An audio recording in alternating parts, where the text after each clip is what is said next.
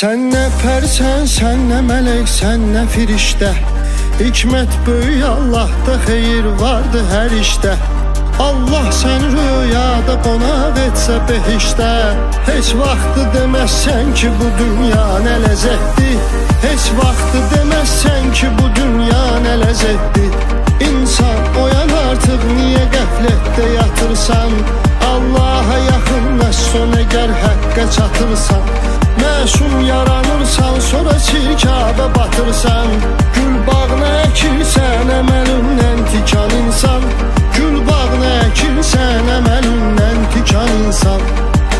Vüsal Allahadırsa arzuların fərqi nədir? Mənbəyi birdirsə qardaş, suların fərqi nədir? Biri şiyə, biri sünni, bunların fərqi nədir? Bir olaq, qardaş olaq, bağlayaq mübahisəni. Yetimə zülm eləmə, yandırar Allah səni.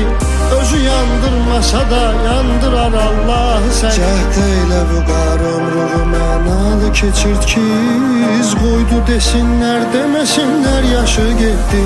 Cəhd elə vüqar ömrünü mənalı keçir ki, iz qoydu desinlər, deməsinlər yaşı getdi. Bədbəxtdir o aşıq ki, könül sildaşı getdi. Ömrün nədir mənası, ömür yoldaşı getdi. Bədbəxtdir o aşıq ki, könül sildaşı getdi. Ömrün nədir mənası, ömür yoldaşı getdi.